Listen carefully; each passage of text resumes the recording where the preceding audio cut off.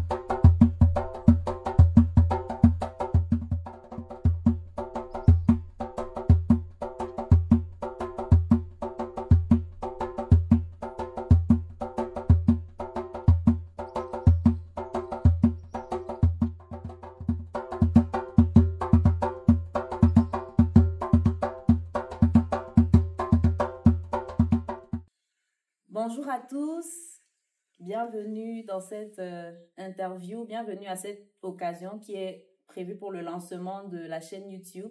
Ça fait déjà un bon moment qu'on a commencé les retours d'expérience et c'est vraiment un pas de plus qu'on va franchir à cette occasion qui est le lancement de la chaîne YouTube. Et pour cette occasion, nous avons deux invités spéciaux.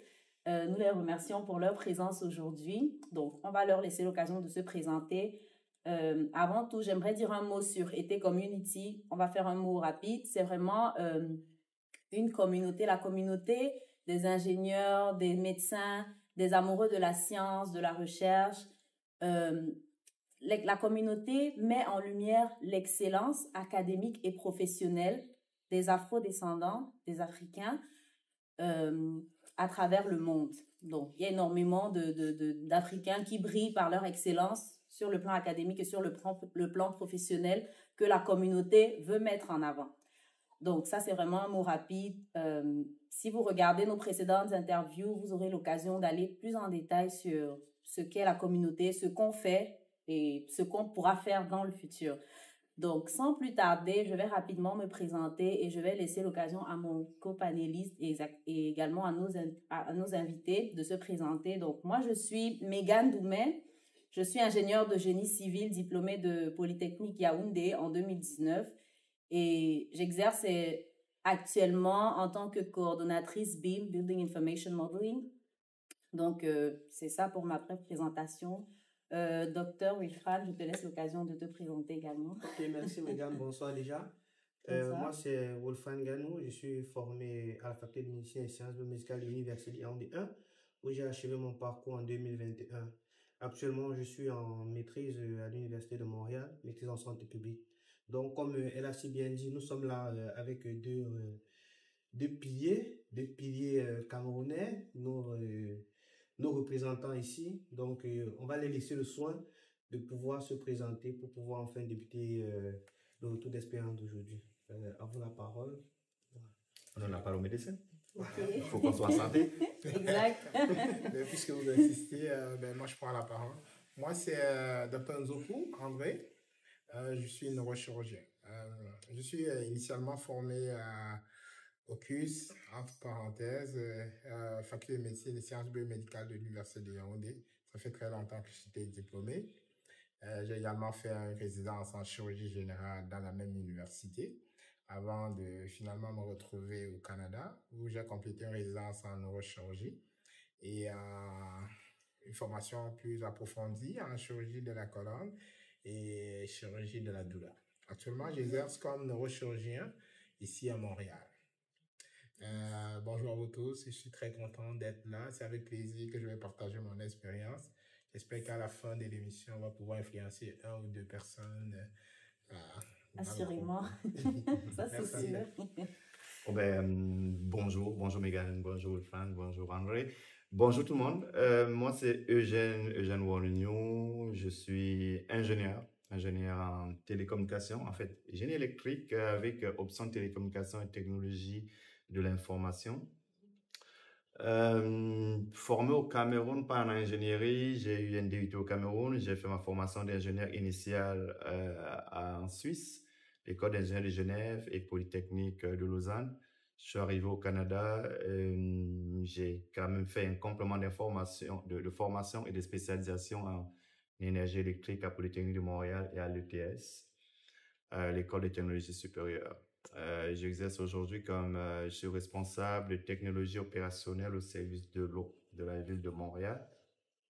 Technologie opérationnelle, c'est tout ce qui concerne l'automatisation et tout ce qui est l'informatique de contrôle industriel. Je suis content d'être là avec vous aujourd'hui. C'était une belle invitation. Déjà que au-delà juste de ma formation professionnelle, je m'occupe du réseau des ingénieurs camerounais au Canada.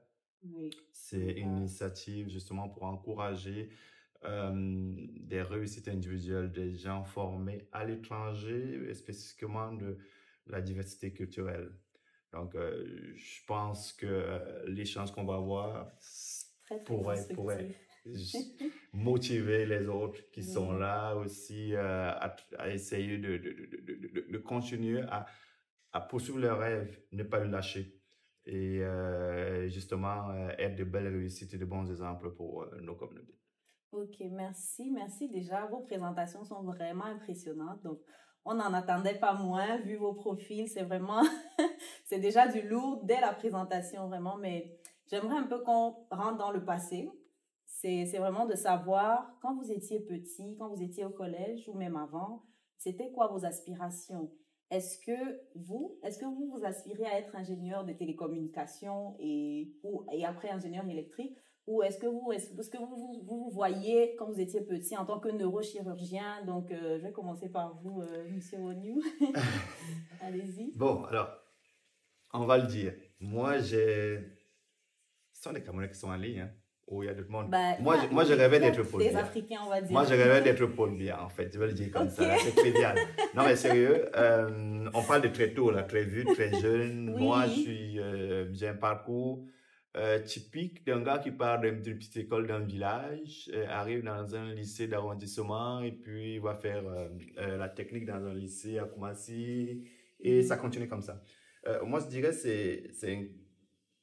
c'est un parcours de circonstances. Okay. Donc, là, je suis en train de blaguer à la base parce que quand on est plus jeune, on dit tu veux être quoi? Je veux être président. Oui, mais comme je dis, le seul que je connaissais, c'est lui-là, donc je voulais dire je veux être Paul Biya. Ça ne veut pas que président, on me dit Paul Biya. Je pense que Paul Biya veut dire président. Mais si on continue, c'est juste pour dire à quel moment la passion pour l'ingénierie commence. Pourquoi concours de circonstances? Parce que quand on arrive en troisième, à un moment, on nous dit, j'avais un oncle dans la famille qui faisait de la technique et il faisait du dépannage électronique, des choses comme ça à côté de notre cours. Et c'était quelqu'un qui, à mon avis, avait beaucoup de pouvoir.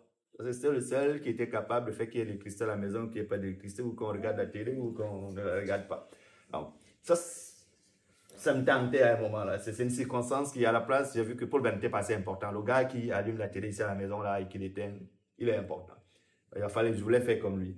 Et donc, arrivé en troisième, lui, il avait fait l'électronique. Il avait fait électronique au lycée de Koumassi. Et pour aller dans un lycée technique où il fallait faire un concours. Donc, j'avais le choix où je voulais faire l'AC comme les sciences. Je voulais faire les sciences. Mais il fallait faire un concours et je me suis dit, la F2, ça n'existait qu'à Douala en ce moment ou à Yaoundé. Donc, on avait Colbison ou lycée technique de Douala Koumassi. Et en arrière de ma tête aussi, c'était qu'un gars du village, même si je suis à Koumassi, je vais aller à Douala. Ouais. Je vais être à Douala. Donc, c'est concours de circonstances. J'arrive donc, quand j'arrive, je fais l'électronique. Pendant que je faisais l'électronique, j'ai aussi un autre homme qui, lui, avait immigré. Il est allé en France. Il est devenu ingénieur en électronique. Ah, d'accord. Et il travaillait pour Air France et quand il venait au Cameroun. Et ça c'est impressionnant. Tu vois, plus on évolue, plus on grandit, plus les cibles changent, on côtoie des gens. Donc, vraiment, c'est à partir de là que ça part la montée de faire l'ingénierie. Okay. Par contre, je parle du parcours typique d'un vrai ingénieur. Je veux dire, quand je vais ingénieur, je veux dire, le parcours typique pour nous, tu fais la C au Cameroun, la D, tu t'en vas à Polytechnique. C'était la seule vraie école qui formait des ingénieurs au Cameroun. Mais moi, j'ai fait le lycée technique. Et en sortant du lycée technique, au Cameroun, c'est comme, il n'y a pas d'ouverture. En ce moment, on n'avait même pas le droit de faire le concours de Polytechnique, nous, venant de la technique des F, on n'avait pas le droit.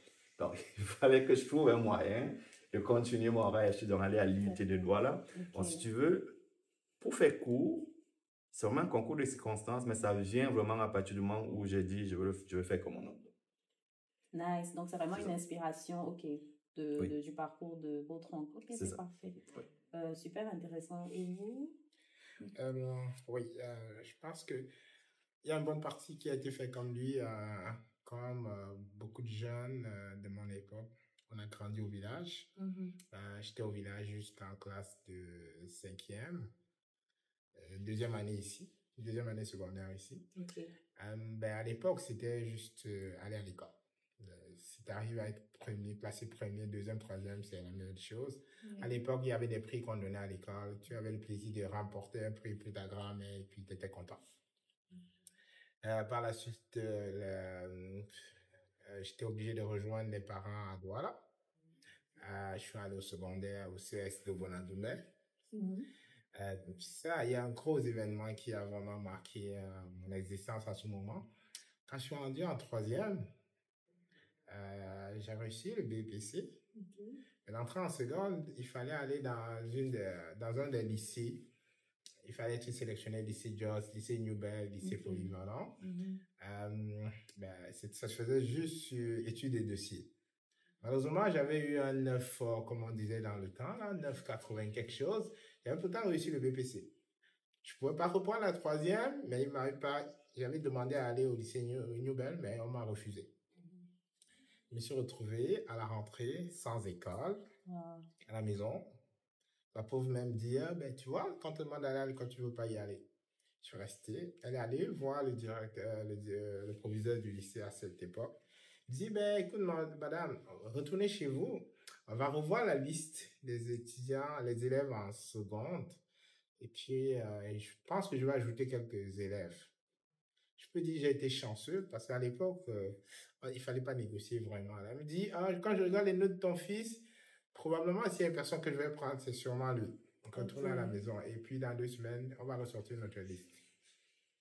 Je suis allé à la maison, les autres allaient à l'école, j'étais tranquille à la maison, je ne savais pas où je devais aller.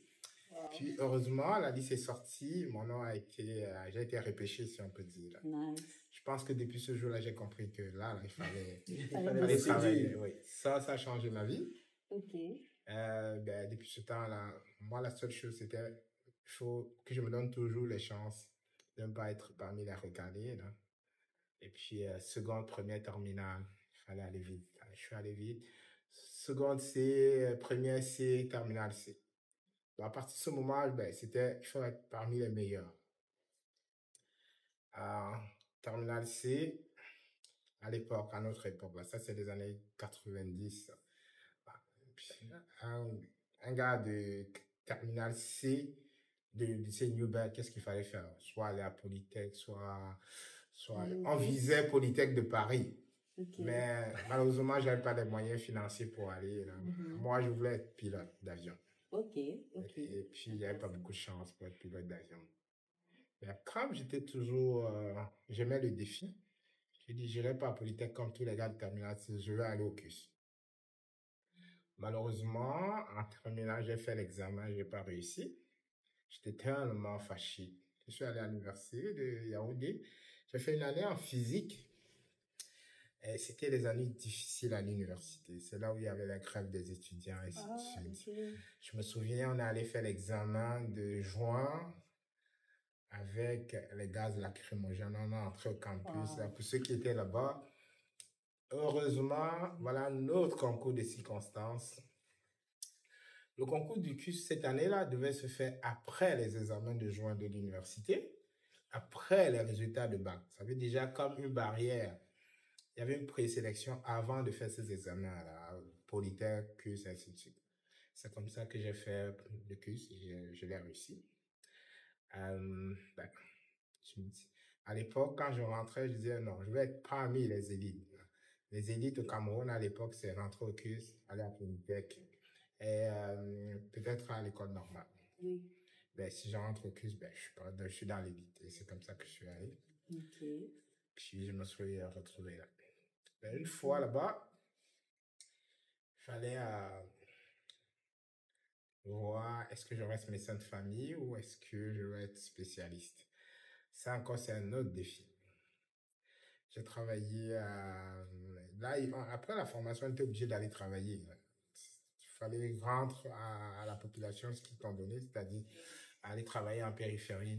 Je ne suis pas allé très loin, je suis allé en Balmayo, à quelques kilomètres de Yaoundé. J'ai travaillé 4 ans. Je suis revenu faire l'examen, concours d'entrée pour la sélection en spécialité.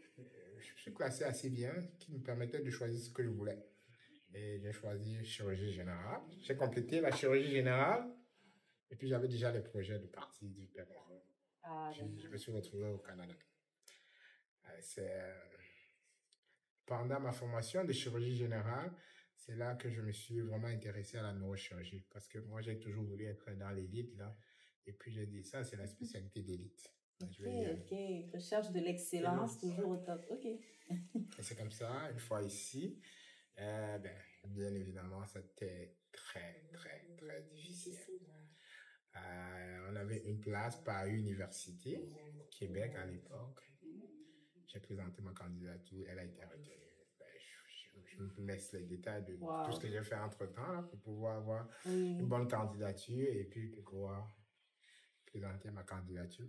Okay. Et c'est ainsi que j'ai été accepté à l'Université de Montréal. J'ai fini ma formation. C'est comme ça que je travaille. Oh, vraiment? Donc, généralement, on va suivre des médecins qui vont dire moi, j'avais ma grand-mère qui avait eu un choc. Ça a créé un déclic et tout. Donc, chez vous, ça n'a pas été le cas vraiment. C'est juste, vous y êtes allé en fait et vous avez aimé en cours de processus. Mais il faut être réaliste. À l'époque, au Cameroun, venant de certaines familles, là, tu n'avais pas beaucoup de choix. Rendu quand on rentrait à l'université en 90, c'était option concours. C'est ça qu'on nous disait à l'époque, là. Tu t'asseyais, tu regardais les concours faisables, et puis tu le présentais, et puis tu les faisais, et après tu faisais le tri. Moi, le jour où j'allais faire le concours du CUS, j'étais en processus de faire l'IAI. J'étais rendu à la dernière étape d'entrevue et tout. On était 10 candidats. J'étais vraiment déçu parce que je l'avais manqué. Ça, il faut l'avouer. On était 10 candidats. Il y avait 3, je pense 5 de sélectionnés et 2 de la liste d'attente. J'étais même pas classé 7e. Imaginez-vous, on vous donne le résultat le jour où vous allez faire un concours du CUS. Alors que sur 10 candidats, tu n'es même pas 7e. Ça, c'est l'une des grosses déceptions de ma vie. J'étais vraiment convaincu que je rentrais à l'IAI au Gabon. Non, je pense que ça doit être à... Ah ouais? Non, c'était en Afrique du Nord. Là. Je me souviens plus. C'était au Gabon. Non, c'était pas au Gabon. Ça doit être en Tunisie. Voilà. Tunisie, okay. À l'époque, c'était en Tunisie. Donc, c'est ça. C'est ça. À l'époque, il n'y avait pas beaucoup de choix de métiers. Donc, vous vous êtes dit, je suppose que c'est pas la même époque à peu près, vous vous êtes dit, il faut vraiment que je fasse un concours. Pour vous, c'était la barrière de la filière que vous avez faite qui n'était pas admissible dans l'école que vous faisiez, par exemple? C'était ça déjà, je dis, quand on sort des formations techniques, en fait, à cette époque-là. C'est plus dans les années 98-99. Ça changeait un tout petit peu après. On ne pouvait pas faire ces concours-là. C'est-à-dire, il y avait les concours, les seuls concours qui étaient possibles d'être faits étaient le concours de l'IUT de Douala, l'IUT de Banjul, je pense, on avait Banjul, et on avait, il y avait en Ngaoundéré, l'école d'ingénieur agronome de Ngaoundéré. Oui, mais c'était DTA, c'est ça. C'est les trois que tu pouvais faire. Et puis, comme André dit, c'est vrai, quand on sortait de là, tu regardes la liste des concours. Ouais, C'est-à-dire, c'était pas comme je me prédestine à faire tel métier. Ouais, Parce que c'était c'est ça. difficile de dire je me prédestine à faire tel métier et de se fermer là-dessus. Tout ce que tu voulais, c'est sortir. Une chose quand même, comme je disais tout à l'heure, concours de circonstances, tu arrives dans quelque chose parce que tu n'as pas une vue très très loin. Tu as vu quelqu'un, tu dis, ah, mais j'aimerais ressembler à l'autre là. Pourquoi? Parce que bon, ben, il prend des avions. Non, c'est pas, c'est pas parce qu'ils soignent des gens ou parce que j'aimerais construire forcément un bateau ou un avion. Donc, ça fait que ce choix, disons pour moi, pour les gens qui venaient de la technique comme nous, c'est pas l'âge. Ok. C'est juste pour montrer, au moment où tu arrives en troisième, comme André disait, bon, ben, tu t'en vas faire la C ouvre beaucoup plus de portes. Mais seulement à ce moment-là où tu es en troisième, t'as pas cette... Il n'y a personne qui te dit qu'est-ce que tu dois faire. Il n'y a personne qui te dit oh, mais qu'est-ce que tu aimerais faire et puis va dans telle filière parce qu'au bout du compte, on sait ce qui va se passer. Donc, c'est juste, je choisis ça, c'est F2, c'est fancy. C'est la seule, il y a 2 écoles au Cameroun où on fait ça, mais au bout du compte, tu fais quoi? Donc, enfin, tu sors de là. Moi, j'aurais pu finir à l'IUT. J'ai commencé à travailler. J'ai fait un an à Camtel, à travailler là-dessus. J'aurais pu m'arrêter là. Mais comme André disait à moi, tu te dis, je vais aller plus loin. Ouais, je vais toujours dans la les listes. recherche de l'excellence. C'est ça, c'est ça. C'est ça après le processus de concept de j'ai ce que je cherchais. Je suis en F2, oh, mais c'est correct. Qu'est-ce que je fais de plus? Donc, j'ai eu un bac F2. Oups, qu'est-ce que je vais faire de plus? J'ai eu un DUT. Qu'est-ce que je vais faire de plus? Je ne sais pas. Et il faut trouver un chemin. Il faut trouver un chemin. Ça. Donc, en fait, si on comprend bien, ça n'a pas été vraiment, ça a juste été un peu de motivation, bon, beaucoup de motivation, autant pour moi, et juste foncer en fonction de ce que la vie donnait comme opportunité, on prenait sur le chemin. Je pense que c'est un peu résumé comme ça, si je me trompe. Oui, on peut regarder ça sous cet angle-là. C'est ce qu'on dit là aujourd'hui, ben, c'est juste, je suis pas sûr que c'est reproductif parce que les circonstances sont complètement différentes. Okay, aujourd'hui, là, il y a des écoles, il y a des écoles privées partout. À l'époque, il n'y en avait pas. Il y a Internet, vous pouvez communiquer avec l'extérieur, vous pouvez voir qu'est-ce qui se passe ailleurs, vous pouvez vous influencer dans vos choix. Mais à l'époque, vous n'avez pas grand-chose. Vous voyez pas, on ne pouvait pas voir large. On avait juste un tunnel, vous entrez là-dedans, là, comme tout le monde. Et puis, ben, tout ce qu'il fallait faire, c'est essayer d'être en avant des autres pour pouvoir avoir la possibilité de faire un choix. C'est un peu plus comme ça. Ok, docteur. Donc, pour vous, par exemple, on sait que dans votre parcours, vous êtes passé par la Belgique. Oui. Pour vous, monsieur Jean, vous êtes passé par la Suisse. Oui. Mais quel est donc, pourquoi avoir définitivement, parce que là, je pense que vous avez déposé valise au Canada, en fait. Il n'y a pas d'autres pays que vous allez encore faire. Pourquoi avoir déposé... C'est le Cameroun. Bon, le Cameroun va tous y rentrer. Mais pourquoi avoir donc choisi le Canada comme point final? Est-ce que c'est un aspect financier? Est-ce que c'est un aspect... opportunité, en fait. ouais. Quel est le débouché. Voilà. Quels sont les débouchés, en fait? Je vais peut-être commencer avant André. Non, mais c'est mieux cette fois-ci. Non, mais c'est vrai dans le sens que pourquoi le Canada? Le Canada n'était pas un objectif pour moi non plus. Ok. Je veux dire, si on regarde le processus d'évolution, comme je dis, on arrive et on est devant une problématique. Il faut la régler. Oui, on cherche l'excellence. Oui, il faut avoir cette motivation qui fait que quand tu es quelque part, tu ne veux pas être le dernier de ce couple-là. À la base, il faut avoir ça. Il faut avoir, je ne sais pas si j'appelais ça un mot propre, mais je ne sais pas comment j'appelle ça. C'est pas étincelle, mais c'est comme un certain ego qui dit, quand j'arrive quelque part, je suis capable de faire quelque chose. Je suis capable de faire ce que je dis que je veux faire. Donc, la Suisse n'est même pas ma destination première. C'est comme les concours, comme on dit, là, tu arrives, tu regardes lequel réussit. Ouais. Moi, quand je finis à l'IUT de Douala et que je travaille à Cantel, je regarde partout, comme je dis, il y a toujours cet oncle qui a été en France, il y a tel autre qui a été là. Et puis, on regarde aussi les écoles de technologie parce qu'il ne faut pas oublier, moi, comme je disais, je n'ai pas pu faire les concours des écoles comme Polytechnique parce que je n'avais pas le droit. pas pour faire le concours de l'INSEP, qui était ici une école où tu pouvais aller comme quelqu'un qui a fait de la technique. Je ne pouvais pas non plus, à cette époque-là, postuler. Ah, avec le bac FD. Oui, avec le bac FD, on ne pouvait pas postuler tout de suite. Donc, il fallait aller à l'université, faire une année de mathématiques ou quelque chose comme ça pour pouvoir aller postuler à ces concours. Alors, moi, je prends ce côté. Et puis, quand j'arrive, donc, étant à l'UIT, on découvre enfin, des professeurs qui ont été ailleurs, qui nous marquent aussi. Il y avait 3 destinations pour moi au départ, la Suisse, les États-Unis et la France. États-Unis, c'était MIT que je regardais, tu vois, on regarde très haut, on en entend parler, on regarde très haut. Je pense que j'ai envoyé mon dossier à MIT, je pense que les gars, ils l'ont lu, ils ont dit on ne peut même pas répondre à l'autre King là. C'est même pas ce qu'ils cherchent. J'ai quand même eu une inscription à Centrale de Lille pour pouvoir, parce que j'avais quand même eu de très bonnes notes déjà au DUT et au bac, pour pouvoir commencer à l'école prépa. Et j'ai eu l'inscription à l'école d'ingénieur de Genève. Donc, mais j'ai décidé de partir en Suisse parce que c'était beaucoup moins cher et c'était beaucoup plus... j'avais une petite bourse pour aller à l'EPFL? Non, pas à l'EPFL, à l'école d'ingénieur d'abord. À l'école d'ingénieur et après, je suis allé à l'EPFL. Donc, quand je finis en Suisse, mon objectif, c'est de retourner jeune au Cameroun. Et je suis retourné. Wow. Je suis retourné au Cameroun, j'ai terminé en Suisse en 2006. Si je retourne au Cameroun, j'ai commencé un business avec une entreprise de télécom avec un ami. L'entreprise de vie encore aujourd'hui, c'est OFC. OFC, ok.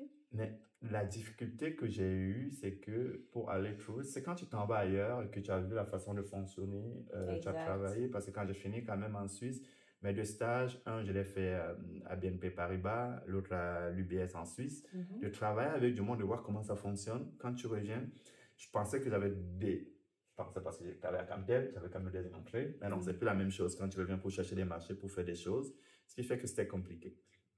Alors, ce que j'avais fait avant de partir de la Suisse, je me suis dit, bon ben, j'avais regardé partir dans d'autres pays pour regarder pour travailler, donc j'avais déjà fait des entrevues au Canada. Ok. Chez Vidéotron, chez Ingénieur quand j'avais terminé, et aussi en Nouvelle-Zélande. Et quand j'étais au Cameroun, j'avais eu une touche avec Vidéotron ici au Canada qui, à un moment, m'avait demandé si je viens toujours pour quelque chose. J'ai dit non. J'étais déjà au Cameroun, j'avais commencé à ouvrir l'entreprise, j'avais commencé à travailler un tout petit peu, mais ça n'a pas bien marché. Ça n'a pas bien marché la première année. Et entre-temps, quand j'avais fait les entrevues, puis j'avais parlé avec Vidéotron, j'avais commencé la procédure d'immigration permanente en Suisse. Donc ça se passait en Suisse. Moi, j'étais déjà rentré au Cameroun et ça se suivait. Et à cette époque, c'était beaucoup plus facile de faire l'immigration de l'Europe à ici. Ça allait plus vite, je pense que 1 an ou 2 ans. Donc moi, j'étais au Cameroun et mon dossier avançait. Et j'ai eu ma résidence à peu près en janvier 2008. D'accord. Pour le Canada. Donc 2 ans après être rentré au Cameroun. Oui, après être rentré au Cameroun. En fait, j'étais reparti à Paris pour faire une entrevue au BIQ, Québec, quelque chose comme ça, pour avoir un CSQ. BIQ, j'étais reparti, donc je suis reparti au Cameroun. Après, ça a suivi son cours, et puis même mon visa, je suis allé le prendre à Paris. Parce que j'avais gardé ma résidence, j'avais fini mes études en Suisse, mais j'avais gardé la résidence comme étudiant en Suisse, pendant que j'étais au Cameroun. J'ai gardé ça. Donc, quand je suis revenu, j'ai eu ça, je suis reparti au Cameroun. À un moment, j'étais en train de regarder, si ça mort au Cameroun, je vais juste garder ma résidence au Canada, je vais venir faire quelque chose, venir voir. Je suis venu en 2008, en septembre 2008 à peu près. Parce que je connaissais déjà des amis ici, ça s'est bien passé, on s'est bien amusé. Je suis reparti au Cameroun. Donc là, les 2 business étaient déjà très difficiles. Je dépensais même mon propre argent, mes propres économies que j'avais ramenées de la Suisse.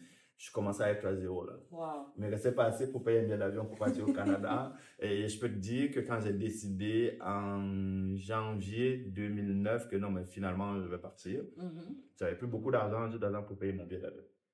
Et j'ai immigré en février au Canada. Ça, c'est l'hiver. Il fait froid. Wow. Bon, heureusement que je connaissais un peu. Je pensais que je connaissais un peu le froid en Suisse, mais c'était pas la même chose. Je suis arrivé un vendredi et j'ai commencé à travailler le mardi. Chez Vidéotron. J'avais juste réactivé mon dossier que j'avais déjà de travail que j'avais déjà eu avec eux. Et la personne m'a dit, on a encore un poste. Tu veux venir? Je viens. Donc, je suis revenu. J'ai commencé à travailler le mardi. Ok. C'est ça. Donc, le Canada n'était pas mon premier objectif. Je peux vraiment dire que c'est parce que j'ai pas pu. Je dis souvent aux gens, c'est parce que je ne suis pas assez bon au Cameroun que je suis arrivé au Canada. on comprend, c'est une parabole, mais c'est pas vraiment, Je sais c'est pas terre à non, tête. Non, parce que vous êtes forcément très bon pour le Cameroun, mais bon, c'est une parabole peut-être pour le moment. On n'a pas encore l'infrastructure pour vos compétences et tout, donc, mais ça viendra. On l'espère. Assurément. On l'espère. Oui. Ben, oui, pour répondre à cette question, je dirais, le crochet en Belgique, c'était pas planifié vraiment. J'étais en train de finir ma formation en chirurgie générale. Il est arrivé que la Belgique avait mis sur pied un programme de bourse où ils recrutaient les résidents en dernière année pour aller dans certains hôpitaux et puis travailler dans ces hôpitaux-là en même temps qu'ils se formaient, la dernière année essentiellement. Mais moi, j'avais déjà planifié aller faire ma formation un peu plus étoffée ailleurs. J'avais déjà choisi le Canada et tout. Mais quand ils sont venus pour la sélection, moi, j'avais déjà en vue faire un programme assez top. Là. Moi, j'avais déjà la neurochirurgie. La neurochirurgie faisait pas partie des spécialités qui étaient dans le programme de bourse. Quand ils sont venus à l'entrevue, ils m'ont dit, mais tu as un bon dossier, mais qu'est-ce que tu veux faire? On pouvait choisir chirurgie générale, urologie, orthopédie, ainsi de suite. J'ai dit, je veux faire neurochirurgie. Ils sont tous regardés, ils m'ont regardé. Ils disent, mais il n'y a pas de neurochirurgie dans le programme. Je lui dis, mais c'est ça que moi je veux faire. Il me dit, mais il y a d'autres spécialités, là, il y a la place. Je dis, non, moi je veux faire neurochirurgie. Moi, dans ma tête, s'il me disait oui, ben, tant mieux. S'il me disait non, ben, c'est pas grave, là, parce que dans tous les cas, c'est ça que je veux faire. Ils ont dit, OK, on a vu un bon dossier, on va parler au neurochirurgien là-bas. Ils sont arrivés, ils sont retournés, ils ont parlé au neurochirurgien, au chef de service de neurochirurgie. Après, ils m'ont dit, oui, il est d'accord pour te recevoir. Et sauf que j'étais en train d'entrer dans une spécialité qui n'était pas une sous-spécialité chirurgicale. Donc, quand tu vas en neurochirurgie, tu commences en première année en neurochirurgie. Moi, j'étais en chirurgie générale et je devais basculer en neurochirurgie comme un résident senior. Donc, on me classait très haut, je n'avais pas les compétences. Ben, eux, ils ne savaient pas. J'arrive, la première semaine, deuxième semaine, est-ce qu'on a fait le bon choix, là? Ils étaient prêts à me faire retourner au Cameroun. Wow. Comme toujours, il y a des concours de circonstances. Il y a un qui leur regarde, il dit, ben, c'est vous qui l'arrête de me dire comment il venait se former, non? Oui, à vous de le former. Mais sauf que, ce que je peux vous dire, c'est que moi, j'ai vu les écrits du gars. Il n'a pas fait neurochirurgie. S'il écrit comme ça, c'est qu'il a du potentiel. Moi, je pense qu'on lui donne une chance. Et puis, c'est allé comme ça jusqu'à la fin de la formation. Il vient me dire, on est désolé, là, la prochaine fois, on va prendre du temps, observer la personne avant de prendre des décisions. Mais ils étaient tellement surpris de mes performances. Je pense que ça m'a aidé plus tard. Quoi qu'on le dise, parce qu'ils m'ont fait une très bonne lettre de recommandation quand j'ai fait mon application en neurochirurgie une fois ici. Donc, juste pour vous dire, la Belgique, c'était un crochet, c'était pas prévu. C'était dans la suite de la chirurgie générale. Quand vous dites, ils ont vu vos écrits, est-ce que vous parlez des articles ou de vos thèses? Juste comment, quand j'examinais un patient, j'écrivais dans le dossier du patient. Ça faisait toute une différence. Même leurs propres examens n'écrivaient pas de la même façon. Okay. C'est juste pour dire qu'au Cameroun, on était très bien formés. Super. Et on était prêts. Ok. Oui, ce que je veux dire, en fait. Et bon, après la Suisse, après la Belgique, autant pour moi, pourquoi le Canada, pourquoi pas par exemple la France ou bien... Oui, le Canada, parce que comme je vous ai dit en guise d'introduction, moi j'aime toujours faire ce qui est différent des autres, et ce qui est top. Je veux juste faire exceptionnel. Nice. Vous avez ça en commun. Donc j'ai décidé d'aller. Parce que le plus souvent, quand je regardais autour de moi, mes collègues, et ainsi de suite, c'était rare de quitter le Cameroun pour venir se former au Canada. Ouais, j'ai dit, je vais y aller. Et puis ma famille était déjà aussi ici, là. J'ai dit, et puis je vais y aller. Super intéressant. Ok. Donc, et bon, on se rend compte que votre parcours, vraiment, à vous deux, vous avez beaucoup voyagé. C'est vrai que finalement, vous avez déposé valise, mais entre-temps, comment est-ce que vous avez géré entre le milieu, c'est-à-dire tout ce temps où vous étiez en train de vous former, et le milieu familial, comment est-ce que vous avez agencé cela? Milieu familial, écoute, je suis parti du Cameroun en 2003, 2002, fin 2002-2003, 23 ans, célibataire. C'est quand même une femme que je connais là-bas, une copine, celle qui est ma femme aujourd'hui en fait. On se connaissait déjà depuis 2014 qu'on se connaissait. On était ensemble. Donc, pour moi, ça n'a pas été si difficile côté familial parce que je n'ai pas traîné beaucoup ma famille. En Suisse, j'étais tout seul. Jeune étudiant, je faisais tout seul. Et quand je suis reparti au Cameroun, ouais, ma femme et moi, c'est là qu'on s'est mariés. Mais on s'est mariés en 2008. Donc, ce qui fait que j'ai quand même fait 2 ans encore au Cameroun après être reparti au Cameroun. Oui. Okay. Après la Suisse. Je suis au Cameroun, je suis avec l'entreprise et c'est là qu'on se marie. Donc, pour venir au Canada, le dossier, je le fais avec elle. Avec elle, ok, c'est plus facile. Au Canada, oui. Mais il n'y avait pas une grosse charge familiale pour moi parce qu'il y a juste elle, il y a juste moi. Et même quand je suis arrivé au Canada en 2009, je suis arrivé tout seul. Je ne suis pas venu avec elle, je suis venu tout seul d'abord. Alors de mon côté, il n'y a pas une grosse gestion familiale qui m'oblige, qui me donne...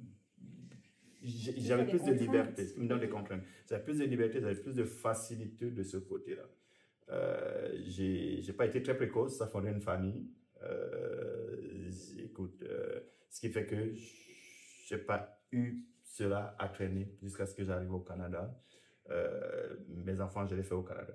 Donc, je n'ai pas eu beaucoup de difficultés ou quelque chose à gérer de ce côté. D'accord, donc ça n'a pas été vraiment difficile dans votre cas en fait. Non, la famille n'a pas été un gros problème. Je dirais que ça, c'est côté d'abord famille propre, là, quand on parle de famille proche, mais même famille élargie de l'autre côté. Ça n'a pas été une si grosse difficulté. J'ai été indépendant très vite, dans ma tête, très tôt.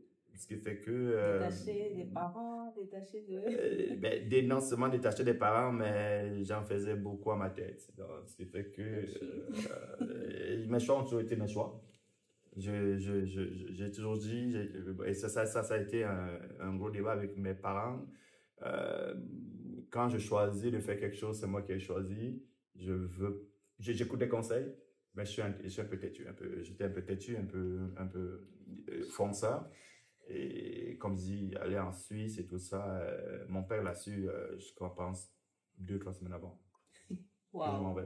Je travaillais chez Camtel, donc j'avais un salaire, donc j'étais pas très content, mais c'est mon choix. Donc, non, il n'y a pas eu une grosse difficulté côté familial. Je pense que c'est une des chances pour moi de ce côté-là. Il y a plus de contraintes aujourd'hui familiales qu'à cette époque-là. Moi, c'est tout le contraire. Ok.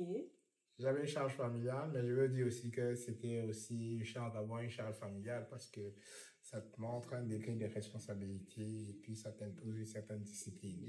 Tout à fait. Oui, je dois reconnaître, là, avec ma conjointe, on avait ce projet d'immigrer depuis là. Elle est arrivée avant moi et elle est restée séparée longtemps pendant toute ma procédure, chirurgie générale, Belgique et tout. On est resté séparés quand même pendant longtemps, mais on avait hâte de se revoir. Donc, quand je suis venu, on avait eu un fils au pays. Ça veut dire que je suis venu. Il fallait faire vivre la famille, il fallait réussir ses examens, il fallait faire toute la procédure. Je travaillais en allant à l'école, en étudiant. Puis, il fallait que chacun apporte quelque chose à la maison pour vivre. C'était tout un défi. Il faut bien comprendre, là, pendant tous ces produits-là, cette procédure-là, la vie ne s'arrête pas pour attendre que tu atteignes un objectif pour qu'elle recommence. Non, vous vivez la vie, là. C'est la vie qui est en train de se passer, là. Oui, c'est vrai que vous êtes pas mal obligé de sacrifier des choses. Beaucoup de choses. À un moment, il faut faire le choix quand tu arrives. Tu as juste la famille proche, la famille très récente, et puis tu as la grande famille en Afrique. Je suis vraiment né là-dedans, là, et beaucoup de responsabilités au niveau de la grande famille. Il fallait assumer pareil. On ne veut pas savoir est-ce que tu es étudiant, tu n'es pas étudiant, est-ce que tu as fait... Non. Sauf que là, maintenant, il faut que tu joues en faisant des choix et savoir qu'est-ce qui est prioritaire. Si quelqu'un est malade, tu lui donnes un peu de main. Et s'il veut de l'argent pour autre chose, ben, tu essaies de traîner le plus que tu peux. Donc, au niveau familial, pour moi, il fallait faire avec tout. C'était un atout de stabilité, de confiance et puis de résilience aussi. Ok. Moi, j'ai une question. Je suis intéressée de savoir, compte tenu de votre parcours, à vous deux qui étaient déjà très chargés avant d'arriver ici au Canada. Donc, vous aviez déjà une expérience professionnelle quand même, on va dire, en arrivant ici. J'aimerais savoir comment s'est passée l'insertion professionnelle dans le milieu ici en Amérique du Nord, dans vos cas, à vous deux. C'est moi qui dois commencer. Lui, il est chanceux, il est arrivé. 4 jours après, il travaillait. Okay?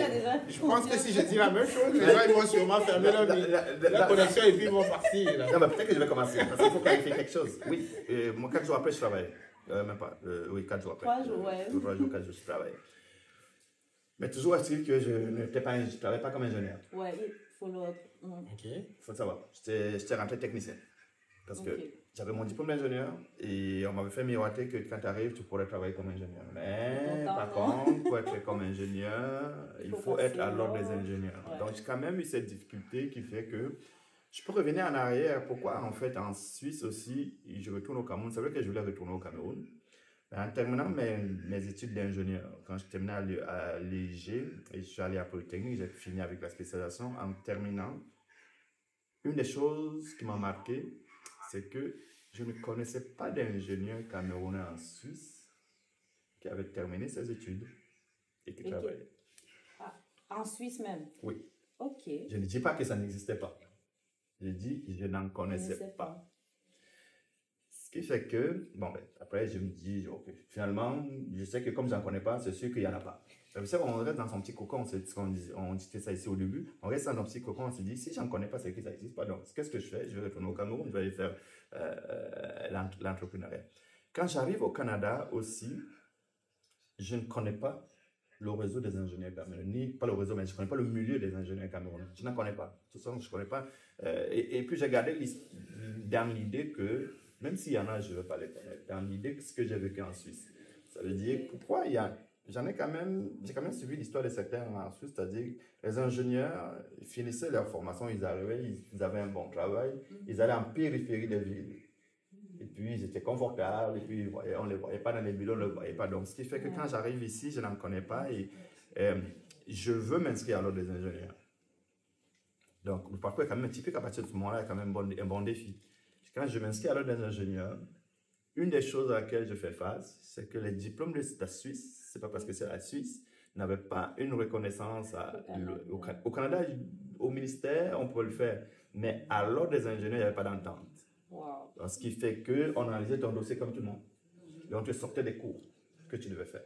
Donc, on analysait mon dossier parce que c'est ça que j'attendais pour pouvoir avoir un poste à Vidéotron. Mais entre-temps, en attendant, on te fait travailler comme technicien, mais avec des tâches beaucoup plus supérieures sur des choses. Bon, moi, ça m'allait parce que j'avais un salaire et puis je vivais avec ça. Mais je ne pouvais pas me contenter de ça parce que, et c'est ça que je disais tout à l'heure, la mission de dire je vais être meilleur. Parce que quand tu t'assois à côté de quelqu'un qui est l'ingénieur en chef d'un projet et tu vois sa façon de mettre les choses en place, tu te dis, je peux être meilleur que ça, je sais, mais est-ce que je vais vivre, c'est ça, c'est juste ça, donc est-ce que je vais vivre comme ça toute ma vie à avoir des gens qui sont ingénieurs juste parce qu'ils sont partis à l'ordre des ingénieurs et moi pas. Donc, en ayant déposé mon dossier, on m'a donné à peu près 6-7 cours que je devais faire. Et 6-7 cours, quand on les donne dans un ordre, je ne sais pas comment ça se passe à l'ordre des médecins, mais ici, un seul cours de l'ordre des ingénieurs de Genève te donne peut-être sur 2 sessions. Très souvent à l'université, c'est 2 cours qu'on a coupés, et on t'a donné un exemple pour faire les 2. Donc, ça veut dire que pour les faire, il me faut aller en session, suivre 2 cours en 2 sessions pour les faire. Et quand j'ai évalué ça pour prendre des cours dans les écoles, ça me prenait à peu près 3-4 ans pour pouvoir faire tout ça. Vous pouvez faire une session et puis trouver les cours. Oui. Et c'est juste 6 cours, hein, pas grand-chose. Wow. Alors, entre-temps, je me suis dit, oh, d'accord, on m'en veut voir des écoles. Je me suis inscrit à l'EPS. Pas avec mon diplôme d'ingénieur, avec mon diplôme d'IUT du Cameroun. Parce que juste pour c'était pas m'inscrire. reconnu. Non, parce que, en fait, en réalité, ce que j'avais remarqué, c'est qu'il y avait des gens qui étaient venus comme moi, comme ingénieur. En voulant s'inscrire à l'ETS, on a refusé. Ouais, Polytech n'a pas voulu qu'ils s'inscrivent avec un diplôme d'ingénieur. Vous avez déjà ingénieur, donc faites autre chose. Mais moi, en fait, je ne voulais pas faire une maîtrise. Je ne voulais pas aller faire un autre cours plus haut parce que les cours plus hauts, à cette époque-là, ne te donnaient pas accès à l'ordre. Le seul cours qui te donnait, diplôme qui te donnait directement à l'ordre, c'est-à-dire accès, mais quand il y a accès, c'est sans autres examens, parce que tu vas quand même faire l'examen de l'ordre lui-même, mais sans autres examens, c'est le baccalauréat. Ah, je comprends. Donc, je suis rentré à l'ETS avec mon diplôme. L'ETS m'a accepté sans leur dire que j'ai un diplôme d'ingénieur.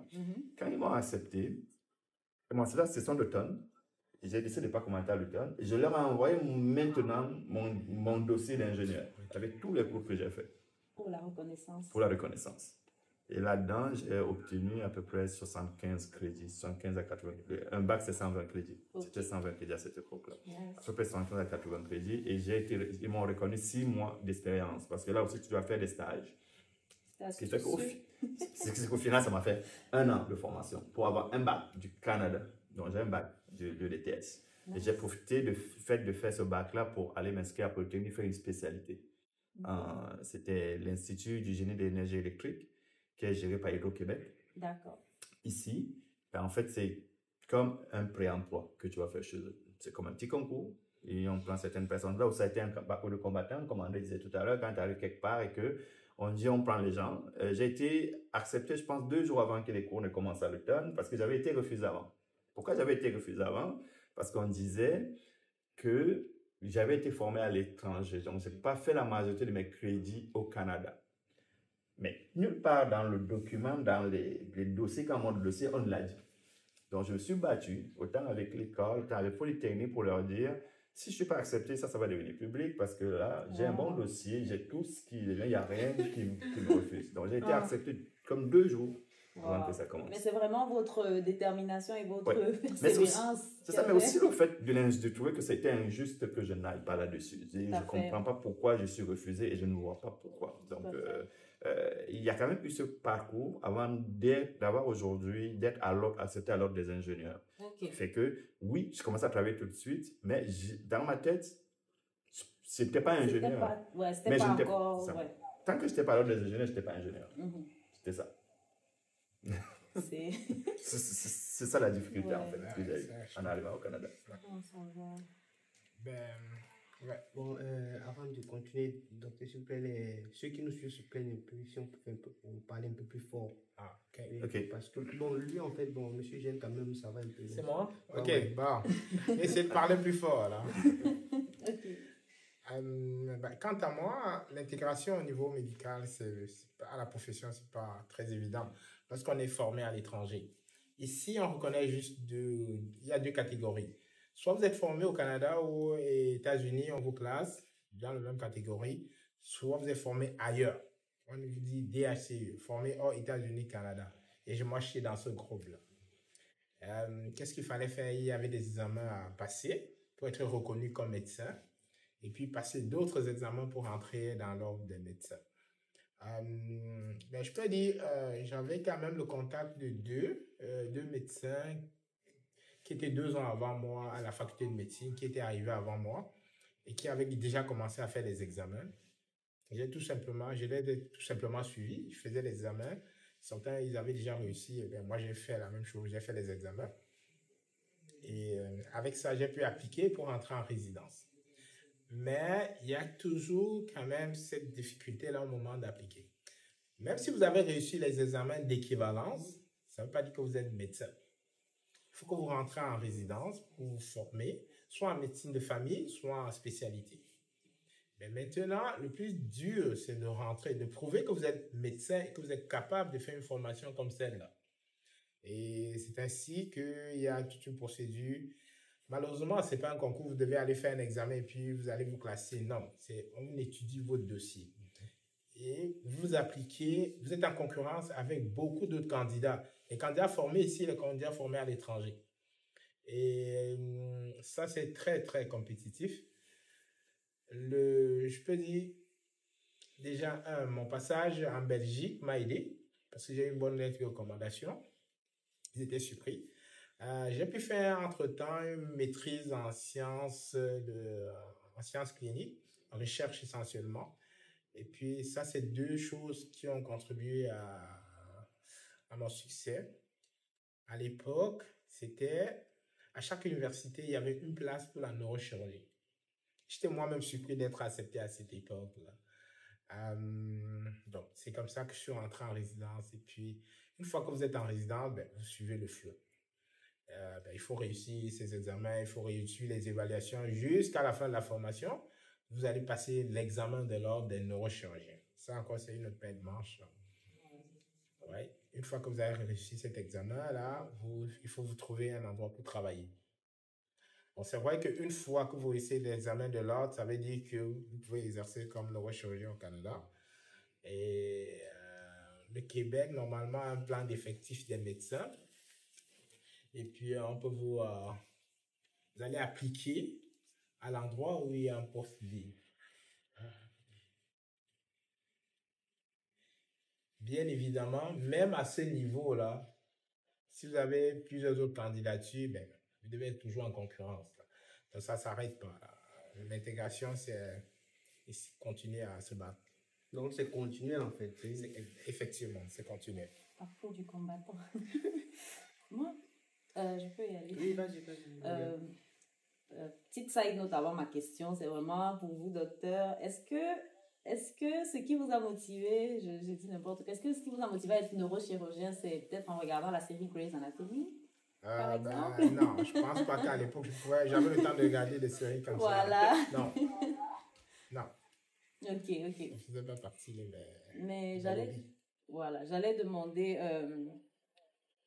quand vous arrivez au Canada, avec tous les examens qu'il y a à faire, avec l'équilibre entre la vie familiale, la vie professionnelle, rentrer dans les ordres, dans vos ordres respectifs, comment se passe, c'est quoi le parcours, comment vous pensez à vous constituer un réseau de personnes qui viennent du Cameroun dans le même domaine que vous, ou bien est-ce que vous avez trouvé que c'était déjà installé et puis vous vous êtes frayé un chemin pour arriver au top, au sommet de l'organisation? Donc j'aimerais savoir comment, en arrivant au Canada, vous vous hissez en tant que les présidents de vos associations professionnelles qui rassemblent les ressortissants de votre pays d'origine. Je peux commencer. Je dois dire, comme je l'ai dit tantôt, c'est un parcours très difficile. Et dans les années, moi je parle d'une affaire de 2007, 2006-2007. C'était vraiment difficile. Il fallait compter les gens, aider à ceux qui rentraient dans le système au doigt. Et en plus, dans certaines spécialités, c'était vraiment encore plus exceptionnel. Okay. Même dans la formation, c'est encore pire encore, là, parce que vous êtes évalué tous les jours. C'est un peu comme pour la formation des médecins, il faut voir ça. Il y a un début, il y a une fin. Il y a un canevas. On ne vous voit pas au début, mais on vous voit au milieu du parcours. Vous allez arriver, on dit, toi, tu es formé où? Tu dis, je viens du Cameroun. Et tu es en résidence? Tu dis, oui. OK. Lui, quand il va faire l'évaluation, là, il va regarder 2 fois plus. Okay. Parce que le but, c'est qu'à la fin, que tu sois un médecin compétent. Il faut que tu sois un médecin compétent. Donc, pendant tout ton parcours, puisque tu as rejoint les autres, on n'est pas au début, tu as rejoint les autres, il faut que pendant ton parcours, qu'on soit sûr que tu as rempli tous les objectifs. Sinon, il faut qu'on te fasse sortir du parcours. Parce qu'on ne veut pas que tu sois un médecin qui ne soit pas compétent à soigner la population. Donc, c'est un peu ça. Donc, chemin faisant, quand tu regardes toutes ces difficultés à travers lesquelles tu es passé, tu te dis, ouais, si je peux aider quelqu'un, là, j'aimerais bien l'aider. À notre époque, il n'y avait pas l'association des médecins camerounais, il y avait très peu. Avant de rentrer dans le parcours, j'avais jamais eu l'occasion de parler à un médecin dans le système. Jamais. OK. Wow, jamais. La première fois que j'ai parlé à un médecin ici, c'était à l'entrevue. OK. Parce qu'on a rencontré. Donc, après avoir fini ma formation et tout, avec d'autres médecins, quand j'ai pu rencontrer pendant que je travaillais, on a décidé de mettre sur pied cette association. Et le but principal, c'est de pouvoir parler à la population des problèmes de santé, parce que l'autre aspect, c'est aussi que les immigrants, surtout les afro-descendants, là, ils ont parfois tendance à sous-utiliser les ressources au niveau médical qu'on dispose. Ça, c'est pouvoir s'adresser à eux. Mais il y a aussi le fait que les DHU, comme j'ai dit entre guillemets, c'est-à-dire les médecins formés ailleurs, quand ils arrivent ici, c'est plus difficile pour eux. On a mis sur pied cette structure-là pour pouvoir les aider aussi. C'est un peu ça. Ok. Pour moi, je veux dire, André a dit quelque chose d'essentiel. C'est, on a vécu des difficultés qu'on se dit, on ne veut pas que les autres les vivent forcément. Vous savez, ce qu'il faut dire, c'est que en une vie, on n'est pas capable de faire toutes les erreurs du monde. On peut profiter des erreurs et des expériences des autres. Tout à fait. Et quand on regarde le parcours, moi, j'ai fait ça comme anecdote tout à l'heure en disant quand j'ai terminé mes études ensuite, je ne connaissais pas d'ingénieur camerounais. Je pense que ça change des destins. De connaître juste quelqu'un, de connaître quelque chose, un parcours, ça donne de la motivation. Et quand je suis arrivé au Canada, justement, là non plus, je n'en connaissais pas. Quand je suis retourné aux études à l'ETS, je travaillais pendant que je faisais mes études à l'ETS, je me suis rendu compte qu'il y avait beaucoup de personnes comme moi qui sont arrivées d'ailleurs avec des diplômes, d'autres du Cameroun, d'autres d'ailleurs, et qui sont dans le même parcours. Ce parcours difficile de refaire et recommencer des choses, et beaucoup même n'avaient pas la chance que j'avais eue de trouver un travail tout de suite et de pouvoir retourner aux études. Donc je trouvais que c'était assez spécial. Et avec des amis, on se parlait et on se disait, mais il y a des choses que nous aimerions partager parce que déjà les études, quand on retourne aux études ici en tant que quelqu'un qui est déjà formé, qui retourne faire un bac avec des jeunes qui ont 19 ans, 21 ans, ils sortent de chez papa et maman, et ils ont tout le temps d'étudier. Moi, je m'en vais travailler, je viens, donc il y a quelque chose qu'on utilisait, c'est le fax qu'on dit au Cameroun. Et je me suis dit, le fax ne peut pas s'arrêter à l'école, le fax doit aller jusqu'à la vie professionnelle. Et je le dis idéalement comme ça. Donc, l'initiative de se mettre ensemble, d'avoir des professionnels, c'est profiter de l'expérience des autres. C'est de travailler à ce que les réussites individuelles s'accomplissent. Plus on va faire réussir, parce que tous ceux qui viennent ici, nous tous qui venons ici en tant qu'immigrants, que ce soit voulu ou pas voulu, quand on arrive ici, on a un objectif. C'est réussir son immigration, c'est de s'intégrer. Et c'est pas parce que je réussis que tu ne vas pas réussir. Et d'ailleurs, si on est ensemble, on va encore plus réussir. Ça sert à rien d'être éparpillé. Donc, l'initiative vient de là. Le réseau IC2, avec des amis, des collègues, on s'est assis, on a dit, bah, écoutez, tout ce qu'on a comme expérience, on peut le partager. Et ça s'est démontré. J'arrive en 2009, on sort de la crise économique de 2008 dans le monde. Et le Canada était pas mal touché, on le pense. Et rentrer dans des métiers comme l'ingénierie était difficile. Même des gens que je connais avoir des stages était très compliqué. Alors, on a commencé du bouche à oreille à se dire, ouais, s'il y a un stage quelque part, on va dire à un Camerounais et puis on va essayer de se préparer. Moi, j'ai passé un stage à telle entreprise. Ok, tu vas aller faire l'entrevue là-bas demain. Je te dis qu'est-ce que j'ai fait là-bas, comment j'ai discuté, où si je suis là-bas. Donc, ça commence par là, ces initiatives-là. Et aujourd'hui, on sent que ça aide parce qu'il y a plein de personnes qui arrivent nouvellement au Cameroun, qui se passent presque par les mêmes parcours où nous sommes passés. Nous n'avons plus beaucoup de temps. Moi, par exemple, je trouve que j'ai plus beaucoup de temps pour rentrer à l'ordre des ingénieurs, alors que j'aurais pu le faire plus facilement s'il y avait de la bonne information. Donc, on pense qu'en faisant ça, ça raccourcit le chemin des personnes, ça leur facilite la vie, au moins pour ce cas-là, parce qu'on a beaucoup plus de défis. Hein. Pas parce qu'on fait ça que les gens n'ont pas d'autres défis, ils vont avoir d'autres défis, mais ils ont peut-être plus d'énergie à mettre ailleurs que dans ce que nous pouvons partager, que nous connaissons. Ok. Donc, c'est vraiment le souci d'aider son prochain. D'aider son prochain, d'aider, ouais, exactement, d'aider la communauté, éviter que les gens tombent dans les pièges dans lesquels vous êtes tombés, par exemple. Absolument, mais il ne faut pas oublier une chose. À la fin, nous sommes des Camerounais. Oui. À la fin, si quand je me promène et que je rencontre un Camerounais, ah mais qu'est-ce que tu fais dans la vie? Oh, pour le moment, je ramasse des cartons là, je fais ça. Mais crois qu'on est, oh, mais j'étais ingénieur, j'ai fait ceci, ça me fait mal au cœur. C'est vrai, c'est vrai. Ça me fait mal au cœur de voir toute cette ressource-là, toute cette capacité qui est presque perdue, sous-utilisée, non seulement pour le pays d'accueil, mais aussi pour nous, notre communauté camerounaise, parce que plus on est des professionnels, plus on est des personnes qui réussissent à faire ce qu'ils font, plus on est épanoui, c'est la loi de pyramide.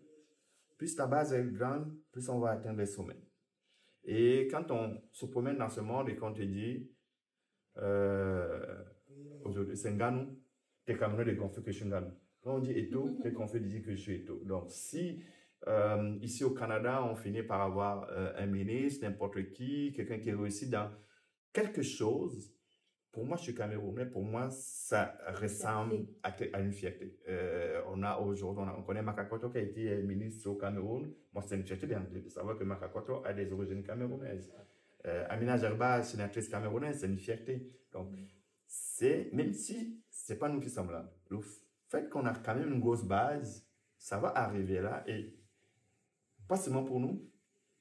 On arrive ici. La communauté en principe, la communauté d'accueil. Et on a nos enfants. Nous contribuons également. On a nos enfants qui arrivent derrière nous, qui vont regarder. Moi, j'aime mieux quand mes enfants arrivent et qu'ils me disent aujourd'hui, tonton, papa, tu étais où? J'étais avec les tontons ingénieurs. Voilà.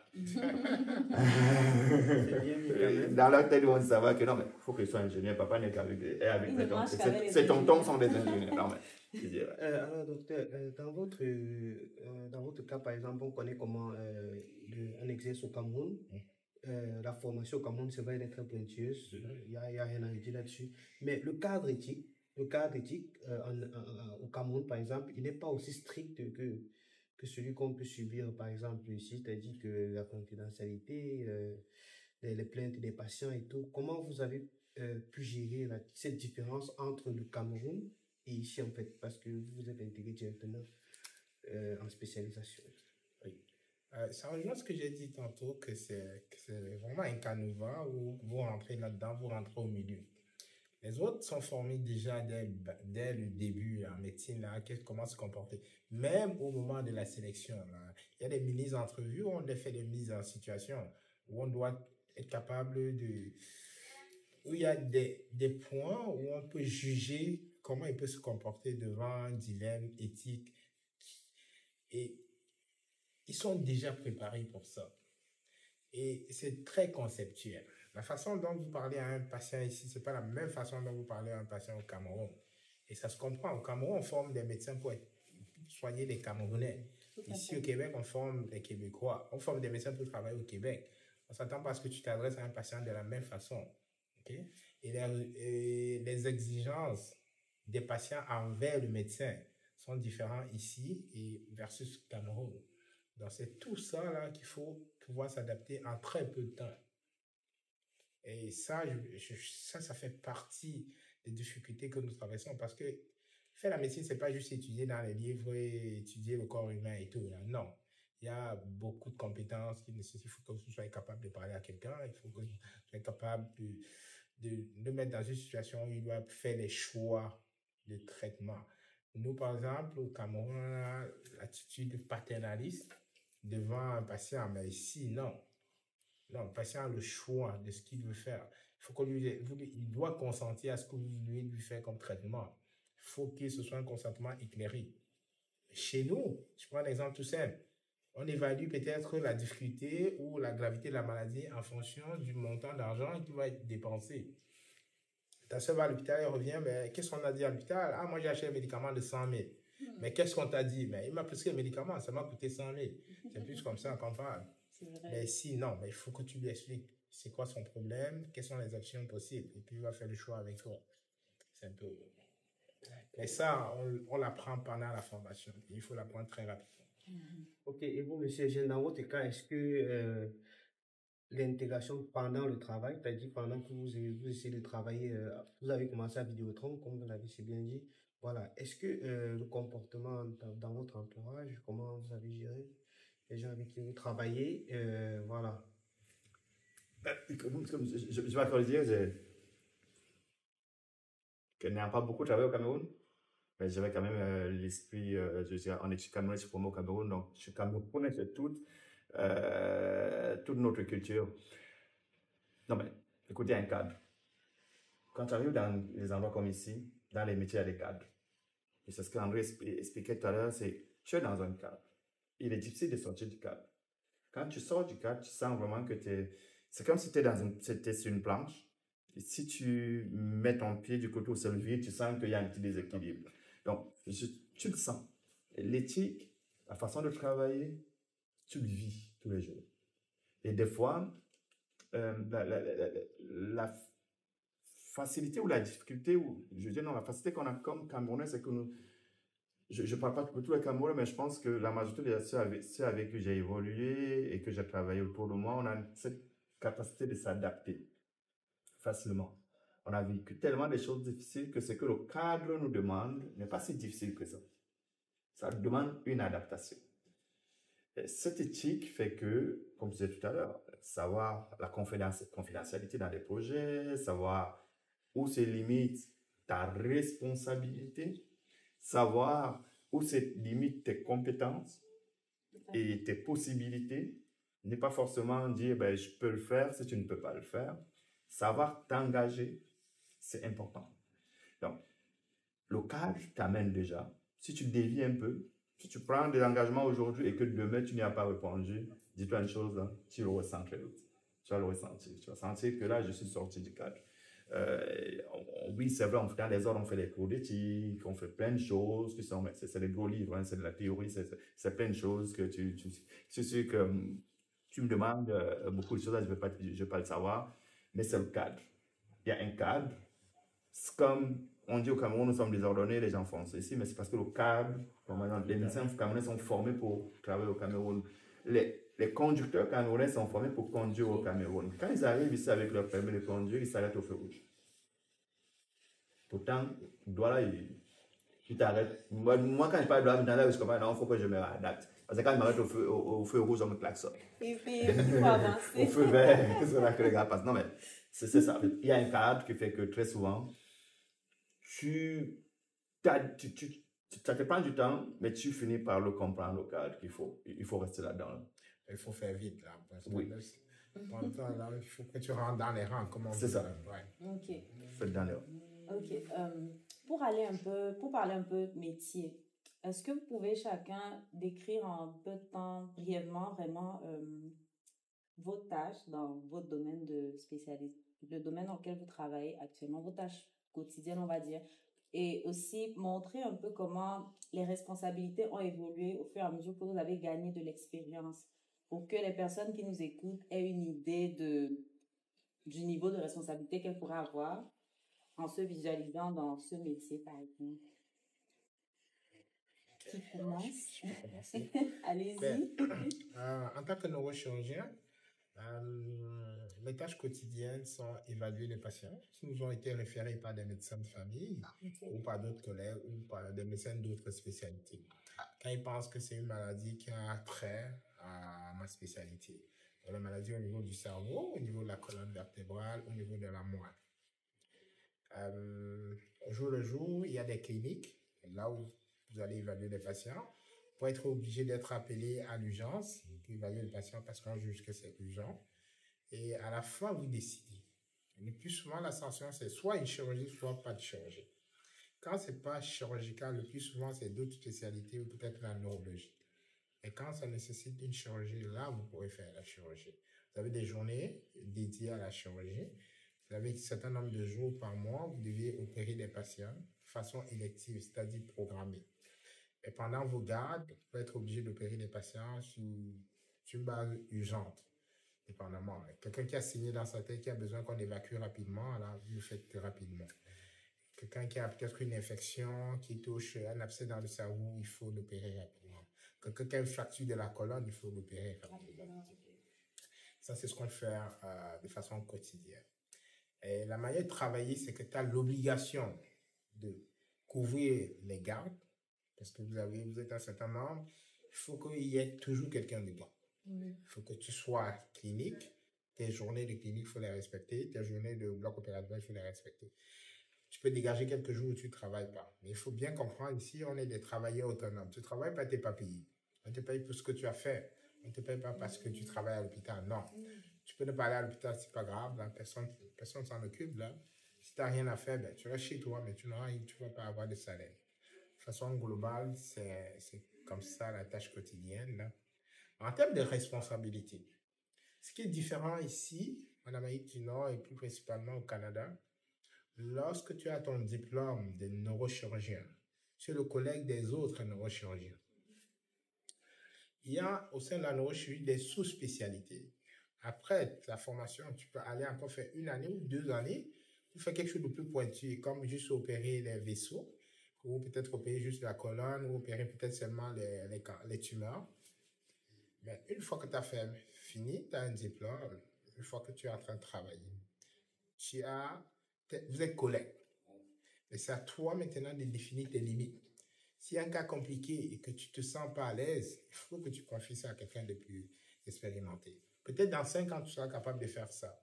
Mais si tu n'es pas très bien formé pour ça et qu'il y a quelqu'un qui est bien formé pour ça, qui en a fait des centaines et que tu t'engages là-dedans et que ça ne se passe pas bien, ben, tu vas rendre compte. Tu vas rendre compte. Mais par contre, c'est à toi de mettre des limites. Ah, ça c'est un cas compliqué. Ça fait pas, j'ai jamais fait ça, ben, je confie ça à quelqu'un d'autre. C'est un peu plus le niveau de responsabilité, mais plus tu prends de l'expérience, plus tu fais avec les autres parfois, tu prends de l'expérience et puis plus tard, ben, tu pourras être capable de faire. Oui, donc, globalement, c'est un peu ça. C'est un peu le même principe. Ouais. Ah, mais, les tâches globales d'une journée, en fait, pour moi, ça a pas mal évolué. Quand j'ai commencé chez Vidéotron, j'étais beaucoup plus dans des tâches techniques, pas mal. J'étais sur le réseau, donc planification du réseau. C'est quoi la planification d'un réseau? C'est de savoir chaque matin ce qu'on a, on les analyse sur le réseau, les charges. Donc les charges sur le réseau des télécoms, c'est de savoir que peut-être il y a un événement qui va se passer, la Formule 1, parce qu'il y a toujours des événements qui se passent. C'est prévisible à la fin, au départ. Tu arrives le matin, en 1 semaine, on sait déjà que dans cette semaine-ci, on va devoir envoyer de la charge, de la capacité sur un côté du réseau où il y a de la clientèle. Ce que vous faites, c'est vous venez, vous planifiez et on fait de l'analyse et on envoie des configurations aux techniciens qui sont sur la route pour qu'ils puissent aller configurer. Et puis après, il faut faire des tests et des révisions. Ça, c'est au début de mon travail. Après ça, j'ai été coordonnateur d'ingénierie pour EDF, c'est Électricité de France. Ici au Canada, ce qu'on faisait, c'est que j'avais 2 tâches. La première tâche, c'était coordonner des projets d'ingénierie. Donc, construction des parcs éoliens, construction des sous-stations électriques et de tout ce qui est réseau de distribution d'énergie, de collecte d'énergie dans les parcs éoliens. Là, tu as 2 types de tâches. Tu as les tâches de projet qui sont planifiées avec le temps, c'est géré, tu sais ce qu'il faut faire et tu travailles avec des équipes de consultants. Sinon, de l'autre côté, tu as des tâches qui sont des tâches opérationnelles de support. Donc, quand l'opérationnel de support t'appelle, c'est simplement, ça veut dire qu'on a un problème. On a un condensateur qui a sauté, un transformateur qui a sauté quelque part. On a un problème d'énergie ou de ligne qui ne fonctionne pas quelque part. Là, tu rentres en urgence, comme André disait, ça veut dire qu'il faut que tu ailles chercher des solutions ou trouver des consultants. Et très souvent, il ne faut pas penser, c'est une chose importante qu'il faut que je dise. Quand on est formé comme ingénieur, quand on sort de l'école, et surtout quand on vient du Cameroun, parce que je ne peux pas dire pour ceux qui sont ici quand ils sortent, on a l'impression que quand on est ingénieur dans une entreprise, c'est nous qui devons tout faire. On nous demande de faire des choses même impossibles. Donc, on le disait tout à l'heure, c'est que quand ça arrive, tu évalues ta capacité. Est-ce que je connais ce problème? Non, je ne le connais pas. Quels sont mes outils? Qu'est-ce que je peux utiliser pour évaluer le problème, pour savoir est-ce que j'ai les moyens, tous les moyens pour pouvoir le résoudre? Et le résoudre, ce n'est pas le camoufler. C'est pas je balaye, je mets sur le canapé. Et ça va. Donc, ça ne passera jamais. Si c'est un réseau, tu t'envoies, tu dis, OK, je vais venir dire à mon boss, oui, c'est correct, ça marche. Tu vas lui dire, la maintenance, ça marche. Et dans 2 jours, on voit ça ne marche pas.